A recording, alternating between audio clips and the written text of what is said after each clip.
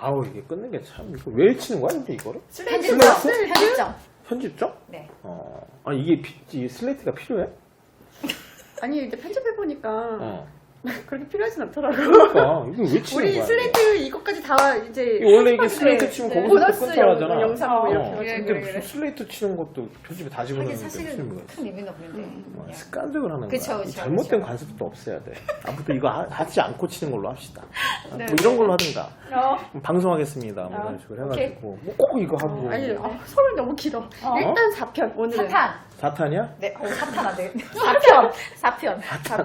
교회 다니는 분이 그러시면 안 되죠. 요즘 열심히 잘 다니고 계십니까? 4편. 오늘은 대출, 빚에 대해서.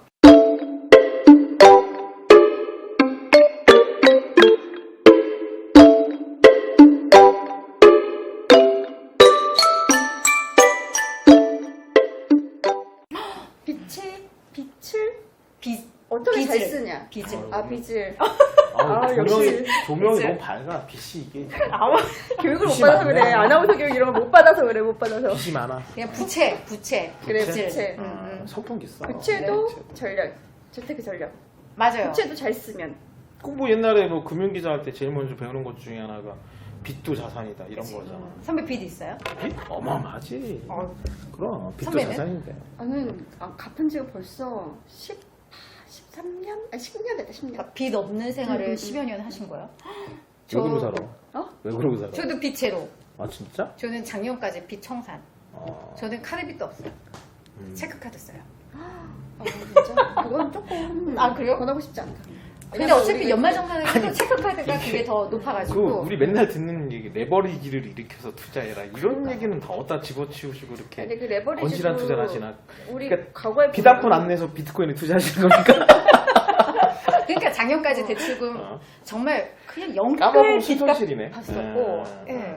근데 유 팀장은 저금리 시기에 돈을 빌렸었고 맞아요. 나는 2007년에 이제 결혼하면서 대출을 받았는데 그때 1억 500만 원 받았는데 그때 금리가 5.6%인가 6% 거의 가까이 돼서 1억 500만 원 받았는데도 한 달에 거의 한 60만 원, 70만 원씩 이자로 내야 되는. 이자만? 근데 그래 뭐 내가 어쨌든 간에 돈이 필요해서 빌렸고 그 금리는 이제 변동금리라서 그때 이 기준이 되는 금리에 따라서 바뀌었는데 내가 이거를 이제 목돈이 생겨가지고 일찍 갚으러 갔더니 조기상환 수수료를 내는 맞아요. 거. 꽤 높아요. 근데 나는 조기상환 수수료가 있다는 걸 그때 처음 알았어.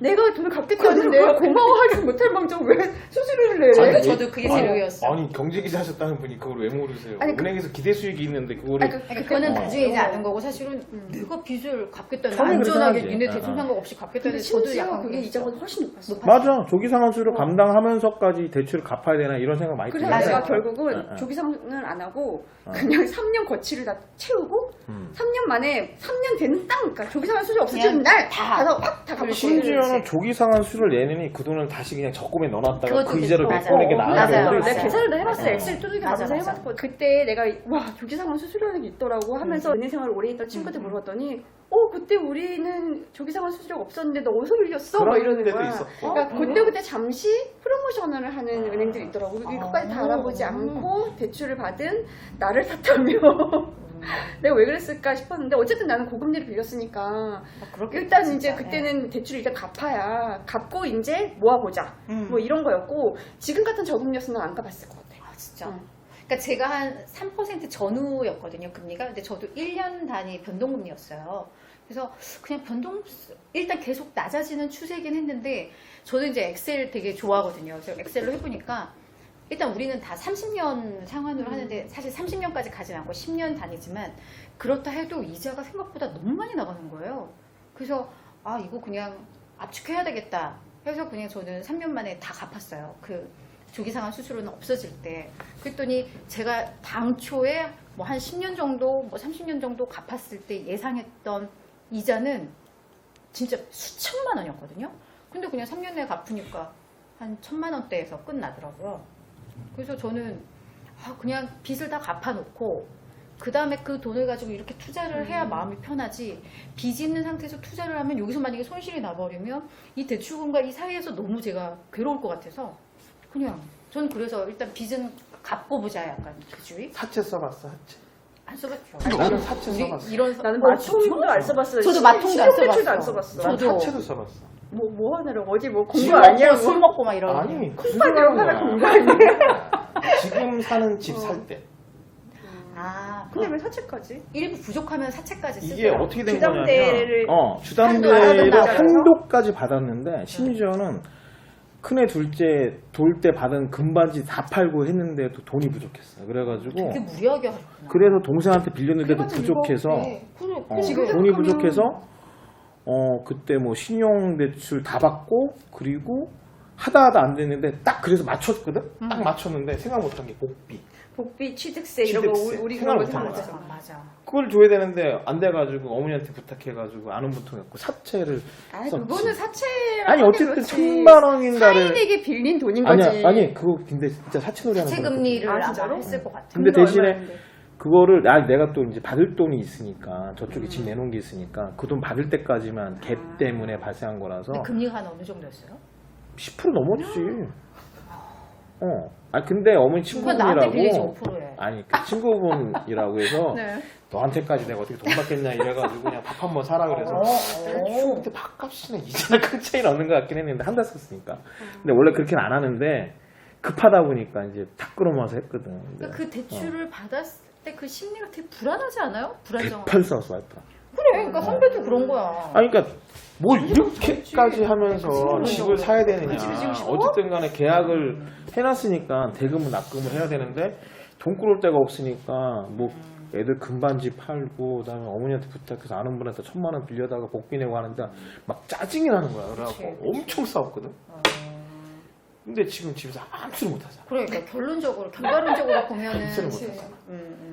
그때 내가 그걸 막았으면 어휴 지금 엄청 먹었을 거야. 아니 지금 이혼당했을 수도 있을. 이용까지는 안 당하지. 그래, 그렇게까지는 안 욕만 하는데 먹고. 욕 많이 먹었지. 지금도 집에서 발언권이 형편없는데.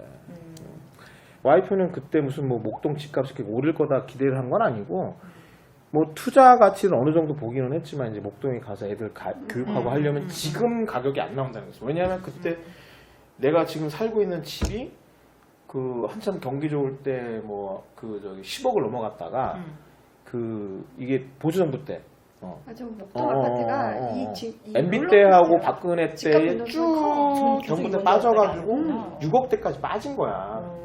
근데 그 밑에까지 갔었는데 좀 더 올라올 때쯤 산 거였던 거고 이게 이제 다시 이제 전고점을 돌파해서 계속 올라가고 계시지. 내가 부동산부에 있을 때가 2017년 막 이랬을 때였는데 그때도 이 부동산 업계 사람들 만나보면 목동 아직 거점 회복 못했다고 지금이라도 목동 사라고 막 이랬었거든요. 그럼 약간 코싹 잡지 보는 느낌? 목동 아파트는? 아니 그게 재건축 재료에 따라서 막 왔다 갔다 하기도 하고 막 이런 거. 2018년도쯤인가 해서 우리 다시 또 부동산 얘기. 결국은 부동산이네. 대출 얘기하면 뭐 그건 그쵸. 부동산 맞아, 얘기야. 맞아. 주식 사는데 대출 받나? 아, 맞아요, 요즘. 아 그래? 근데 그래 저희는 연끌에서 아마 대출 그렇게 받기도 하고 저희는 하겠다. 그런 유형들은 안 아니 하고. 근데 이제 대출 이제 부동산이 대출에선 주로 맞는 데니까. 근데 2018년도인가에도 집사람이 14단지에 뭐 40평짜리 큰 게 나왔다고. 그래서 그걸 또 대출을 받겠다 그래가지고 대판 싸웠거든. 그래서 지금 더 얘기를 못하고 사는 거지. 그때 그냥 아니 근데 대출을 받겠다. 지금은 이제 집값이 올랐으니까 굉장히 히피한 상황인데 맞아. 그거야. 근데 그게 옛날에 리스크야. 봐봐 깡통주택 되고 맞아. 대출 이빠이 받아가지고 집 사는데 집값이 떨어졌어. 그래서 담보 가치가 대출보다 낮아졌어요. 그러면 은행에서 상환하라 그러고 맞아. 그러면 이제 집 내놔서 집 팔고 그걸로 상환했는데 집은 안 팔려. 그래. 집값은 더 떨어져. 원래 집이라는 거는 투자 가치도 있지만 거주 가치가 있잖아. 그렇지. 아까 비트코인 때 얘기했죠. 내재 가치. 실질적으로 그 자산이 갖고 있는 잠깐 한 15분 공부해서 놀다가 근데 야 그래 경제부장이야. 경제부장께서 낮잠을 좀 쉬고 계시더라고요. 아까. 아니에요 잠깐 그 저기 심사숙고한가 꿈에 대화. 내가 내 자리에서 옛날에 사진 찍어서 보여준 적 있어. 내 자리에서 남자부장 3명이 다 낮잠 자고 있는 걸 내가. 이런 얘기를 공개적으로 하는 거야 지금? 대박이다. 어? PDR PDR을 부르면 꿈을 꿔야지. 근데 하여튼간에 그 이거 억지로 쓰고 있네. 아니 그러니까 그때도 이제 애가 커가니까 방이 하나 더 필요하다. 그래서 방이 3개인 데로 가야 된다. 이래가지고 이제 당시에 이제 그 이제 한다고 이제 했던 거거든. 그러니까 이거 뭐 전세로 놓고 옮기나 했는데 또 대출을 3억인가 받아야 되니까 이제 겨우 몇 년 동안 이제 겨우 갚아 나갔는데 또 대출을 그냥 이러고 선배도 그런 게 싫죠. 막 빚 갚는. 싫었거든. 근데 지금은 그게 다른. 지금도 혼나고 있단 말이야. 네가 그때 말리지 않았으면. 아, 뭐 진짜? 그건 20억이 넘어갔거든. 그치. 근데 저 아는 그 은행에 계신 한 임원분도 이제 저희가 이제 주택담보대출 다 갚았다고 하니까 한 번 더 받으라는 거예요. 그래서 이제 지역을 저는 이제 서울 외곽이니까 조금씩 중심부로 옮기면서 그러니까 그 차액만큼 또 대출을 지라고 하시는 갈아타라고 삼각지로. 네. 근데 이게 근데 저는 그럼 또 빚을 갚으려면 또 막 온 돈 모아서 이게 싫어서. 아 맞아. 그게 저는 아니 그리고 그냥 은행이자가 싫더라고요. 만만치가 않아서 음. 생활이 쪼들려. 사실 2% 3%라고 해도 그게 좀 커요. 금액이 크면. 커요. 금액이 크면 부담돼. 맞아요. 그래서 저는 그냥 둘이 싫어. 맞벌이 하는데도 그게 그 워낙 생활비 나가는 것도 있고 음. 애들 학원비 나가는 것도 있고 하니까 이제 쪼들리게 되더라고. 이게 아니 은행이자가 그때 많을 때는 거의 200만 원씩 나왔거든. 아 그러면 부담 엄청 돼. 내가 그때는 이제 규모가 꽤 크구나. 신용대출까지 막 다 끌어모아서 했다니까 당시에 아. 1년도 다 끌어모아가지고 음. 없는 살림에 있는 거 다 때려 넣어갖고 했던 거니까. 네, 결국은 그 레버리지로 선배는 부를 축적을 했으니까. 아니 근데 그게 근데 이거는 뭐냐면 이 부동산 얘기를 꼭 해야 된다는 게 뭐냐면 부동산이라는 거는 사실은 내가 얼마나 실수요가 있느냐가 결국 자산의 가치를 좌우를 하잖아요. 14단지로 이사를 하자고 했는데 내가 반대했던 것도 지금 욕먹는 것 중 하나가 그때 같았으면 충분히 살 수 있었는데 지금 못 사거든? 뭐 20억 맞아, 넘어가 그러니까 맞아. 대출 받아도 이제 못 사. 그까지 한도가 안 나오니까. 그치. 아니 근데 대출을 어쨌든 너무 적금리가 난 그런 생각도 했어. 약간 위험 차익 거래를 하는 거야. 그러니까 저금리에 빌려서 약간 리스크를 지고 집은 아니지만 고배당 주나 이런 걸 사는 거지.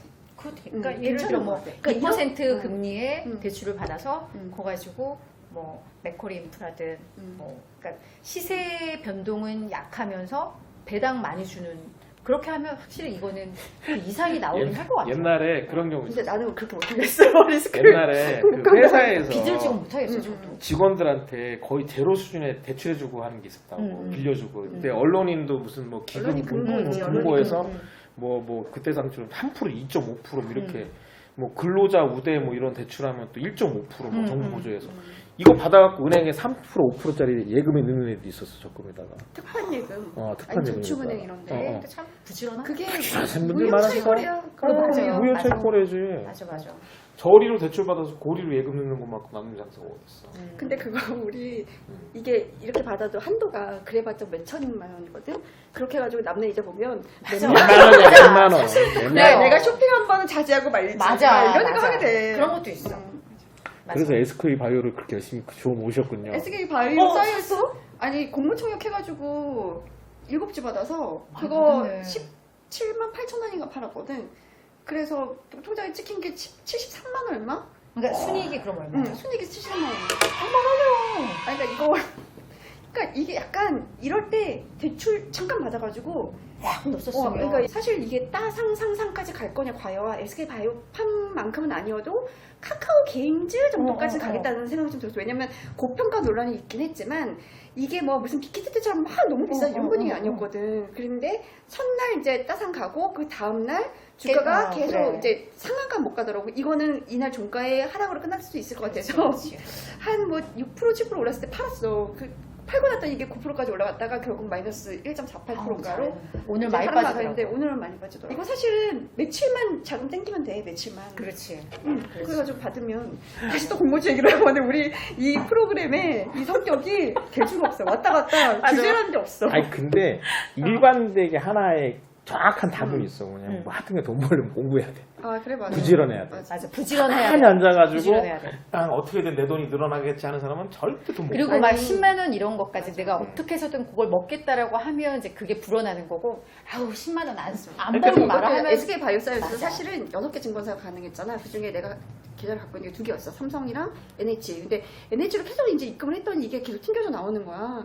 그래서 보니까 휴면 계좌더라고. 그래서 이제 이거 풀려고 전화를 했지. 그랬더니 대기 번호가 700 몇 번이야. 그래서 아, 이거 안 되겠다고 끊고 나서 아, 나 그냥 삼성증권으로만 할래. 그랬더니 우리 그 지연이가 나한테 전화를 했어. 부장 이거는 NH에 지점에 가서 하셔야 됩니다. 뭐 이러는 거야. 그러니까 확실히 있었던 거야, 지연이도.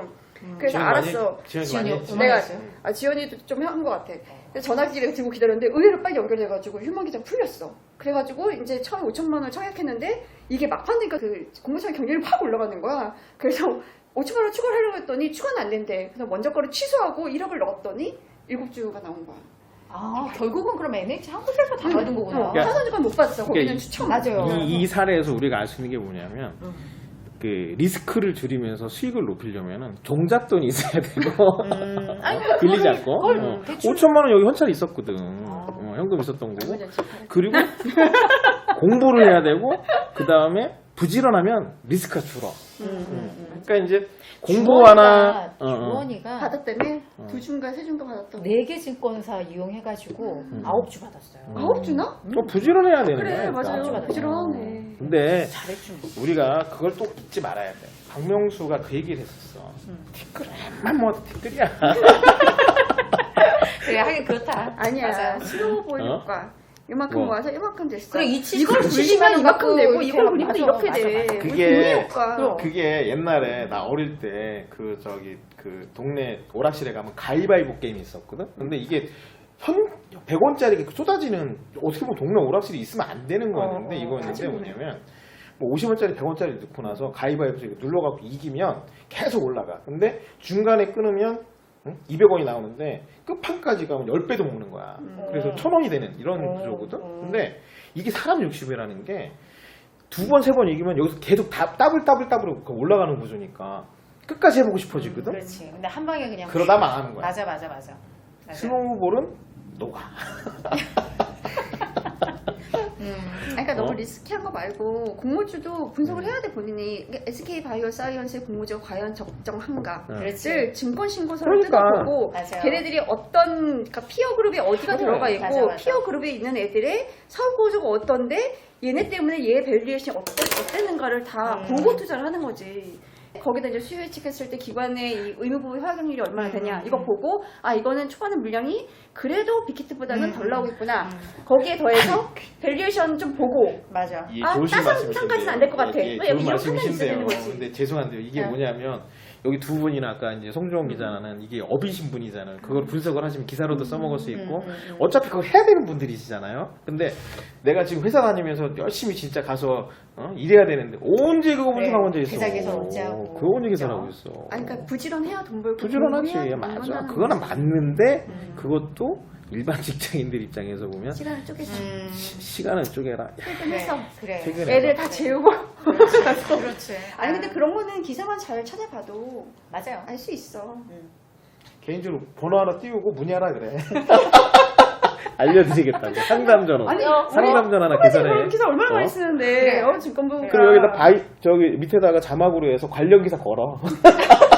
아, 괜찮다. 이 기사 찾아보고 괜찮다, 공모주 괜찮다. 투자법 딱 하나 걸어. 괜찮다. 근데 이거 맞아, 하나 맞아. 찍지 않았냐 얼마 전에? 공모주? 어. 그 박동원 회계사가 나 나와서 닮은 공모주 어. 아니야.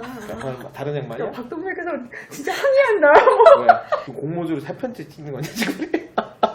아, 공모주도 할만하겠다. 어? 그래. 어차피 대어들 지금 줄줄이 예정되어 있으니까 저희 다음 공모주 편은 할 때는 저 빼고 공모주. 하세요. 예, 제가 왜요? 주식 쪽은 뭐 전혀 제 인생의 목표가 주식은 하지 않는다라서.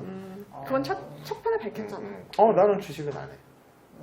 왜냐면 아까도 얘기했다시피 주식하려면 공부하고 부지런해야 되는데 그럴 계획이 없어.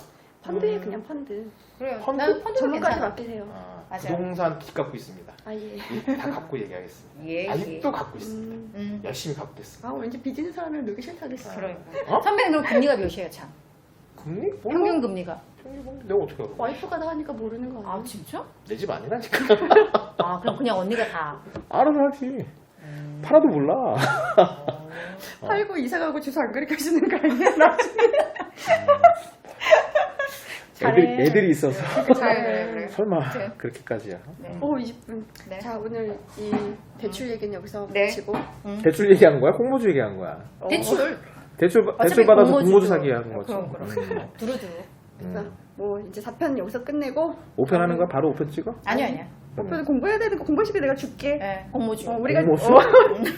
주제를 정해서 출연료도 없어. 물 한 잔도 안 주면서. 출연료는 우리도 없어. 왜?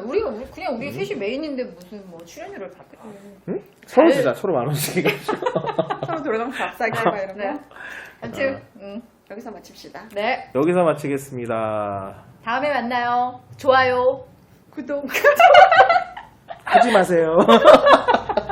네.